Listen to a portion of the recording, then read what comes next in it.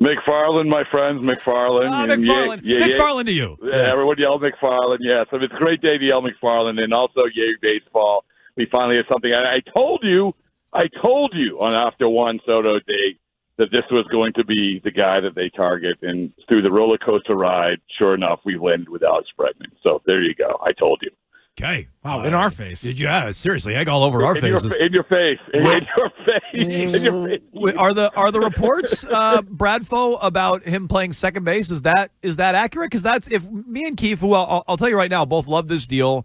I've been wanting him to sign Bregman since early in free agency. I guess in retrospect, I'm okay waiting, and that it took so long, even though I was annoyed in the meantime. But my real nitpick and gripe is him at second base instead of third. Is that accurate? And why are they doing that if so? Yeah, well, I think that when we first started talking about, we've talked about the 9 boxes that it checks off, and I think second base, bizarrely, is one of them because, yes, he wasn't a second baseman, and yes, you're keeping Rafael Devers at third base, but he was a college shortstop. Everybody believes, I think, he can be a really, really good second baseman. I don't think there's any question that he's going to upgrade defensively at second base. But it's a legitimate thing and something that we've talked about with Devers, that you're giving Devers another kick at the can here at third base. But I do think this is how it's going to play out, where you have this guy for 3 years, unless he insanely opts out of a $40 million a year contract. And you go through this year, you say to Devers, all right, you have Trevor Story at shortstop, be better defensively. You keep saying you're going to be, all right, be better defensively. And if you aren't, then next year you move you move Bregman over to third. You put one of these kids at second baseman who are Christian Campbell or Marcelo Meyer, and you do whatever with Devers, DH, or you do something with Casas. And I think that is one of the many reasons why I think a lot of this made sense to me. And so I hope I answered your question, but I get, the whole thing, okay, why are you keeping Devers at third? Well, they were always going to prioritize giving him another shot there. How good does this make the team? Like playoffs for sure? Can they win the division? Like what are we talking about now? Yeah, man. Like I said this, that it just feels to me there hasn't been a lot of free agents where it wasn't a luxury item. Like this isn't Jordan Montgomery. This isn't one of these guys who, you like the idea of signing him because it shows you're in the big boy club. Yeah, it does that. But what to me it does, it's a very real fit because of the position he's going to play, because of the offensive player that he is, because of the presence he is going to have in that clubhouse, which I do think that they need. You need some 30-something guys who sort of are the voice in the clubhouse. And also, guys, let's be honest. I mean, it's good for business for the Red Sox, which I didn't understand all along why they weren't seeing something like this. It changes the narrative. You started with a crochet thing, but that was almost like what's his name, the Super Size Me guy eating a Big Mac, feeling good for 50 minutes, and then like lounging on his couch, right? Mm-hmm. Like that's what it felt like with the crochet thing. Everyone's like, that's great, and then okay, when are you going to sign somebody and spend some money? But here you are. You're paying a guy $40 million a year or whatever, $30 million with deferred. You're allocating resources. You're showing people that you actually care in terms of being part of the big boys club in Major League Baseball. And by the way, the American League isn't very good.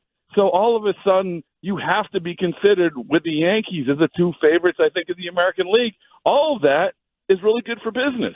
You were talking about Morgan Spurlock. Oh, Morgan Spurlock. He's dead. You know the scene that I was talking about, right? Yeah. Where he was off the walls after eating his McDonald's, and then 50 minutes later he's like in a food coma. Yeah. Well, now he's in a food coma in the sky because I sadly passed last year. Want to go there. Thank you. Sure. For going you brought him up, Rob. Before I forget, one of my favorite segments that you guys do is obviously baseball related. The random baseball player of the day, right? I love it. Were you? Because I was just gonna go here, Bradfo, with a Morgan. I thought I was gonna say Morgan Ensberg, maybe a random baseball player of the day, Morgan Ensberg. Morgan Burkhart. Morgan Burkhart, great one. Which, by the way, one executive said his best tool is a fork. So which I always thought was great. Same with Morgan Spurlock. Yeah, no, that's true. I do think an exercise we can do going through spring training is the random spring training invitee on the Red Sox clubhouse. Oh. Because you walk in there and I can start. We can do this at the end or whatever. But I could give you one, and you guys can guess who it is. We got to guess a guy on the Red Sox roster. We're not going to get that. The 40th guy on the roster. This is bizarre. When you walk in the spring training clubhouse right now, it's a trillion people, and half of them you don't know. This is the first time, bizarrely, since I've been coming here, that usually they have the position players on the left and the pitchers on the right. Now the pitchers have leaked into the left, and that tells you there's a crap load of pitchers here. Wow. Sorry, there you go. A lot of pitchers. Save that one, Renee. Yeah. Yeah. So they're leaking all over the clubhouse. That sounds they're leaking. Red Sox pitchers leaking to the left. This is another issue that they're going to have for sure. What pushed this over the finish line? I heard Breslow say yesterday or the day prior, it takes two to tango on these deals. Somebody ultimately has to give. What pushed this over the finish line? Yeah, so what I had been hearing, when let's go back a couple of weeks, the Houston Astros, there's reports that come out, hey, there's 6-year deals on the table. He won 6 years.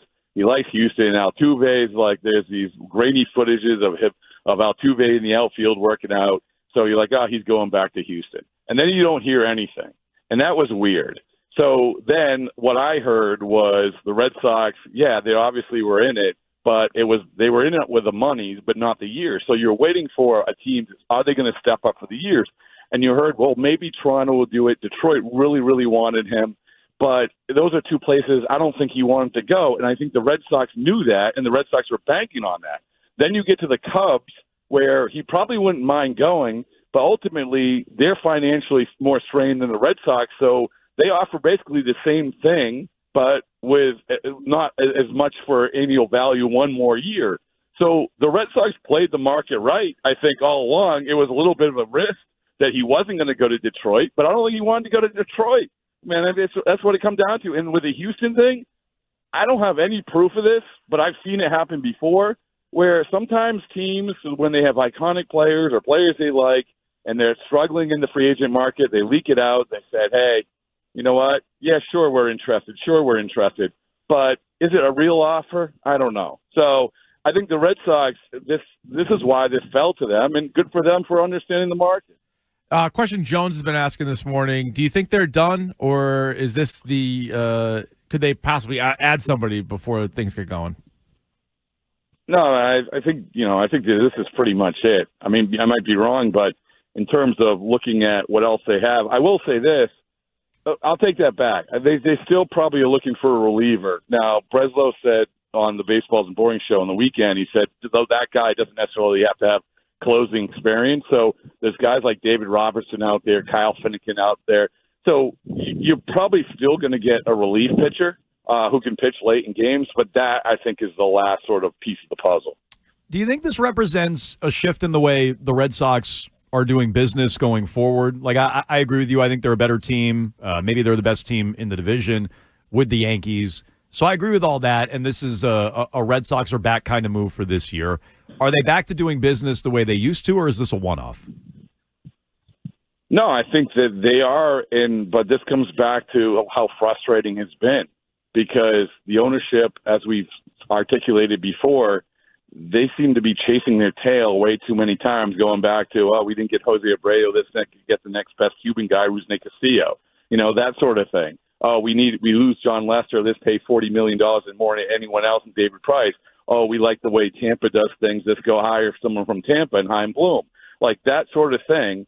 And now I think they just reached the point where they understood, like, if for business to exist in this world of baseball, you have to do this. You have to do this. In Boston, you guys know, you do this show all the time. You get the pulse of what's going on. You know the way it was trending, even after the Crochet deal. So I do think that with this, allocating many resources to this one guy tells you, yes, this is a new philosophy. This is a new way of doing things, and it's the right way of doing things. Let's be honest, because you shouldn't be relying on these prospects, no matter how high they're ranked. Talked yesterday about a 6-man rotation. Is that just something you say right now as the guys show up and you have 6 guys that really think they should be in the rotation, and then you whittle that down when the season starts, or could they legitimately go through the year with a 6-man rotation? I think it's a nice talking point for spring training, but then when you get into the season, you figure out the schedule, how many off days there are, who's hurt, who needs time. There might be time where you have a 6-man rotation, and they obviously have 6 starters. But I love the overreaction to spring training stuff, like whether it's 6-man rotation stuff, the Jackie Bradley spring training where he's hitting 800 and makes the team. There's always a guy, right? Mm-hmm. Which is one of the great things about this. And every year we say we're not going to get sucked in, and we always get sucked in. And Ceddanne Raphael last year, oh my goodness, he's going to be an all-star. Well, okay, he was okay, but he wasn't as good as he was when hitting 85-mile-an-hour straight balls in spring training. So, I think 6-man rotation sort of falls under that. Okay, he's Rob Bradford. You can check him out, weei.com. You can check him out on the Odyssey app. Baseball Isn't Boring podcast there. Talk to Garrett Crochet about his extensive dreaming of Alex Bregman. Yeah, that was deep. Oh, what a story that is. It really. Go listen to that. It really was. We played a clip from it earlier today. You can go seek that out. And Bradfo, what do you say next week? We'll start our random spring training invitee of the week. Is that what we're doing? That's going to be tough. Okay, I'm gonna give you a whole week to think about. I'll give you this player is in the Red Sox clubhouse right now, and he has a record for hitting the most batsmen in a single year. The most hit batsman in a single year. All right, Aroldis Chapman. No, good guess. Good effort. Good effort. Thank you. All right, we'll Google that between now and next week.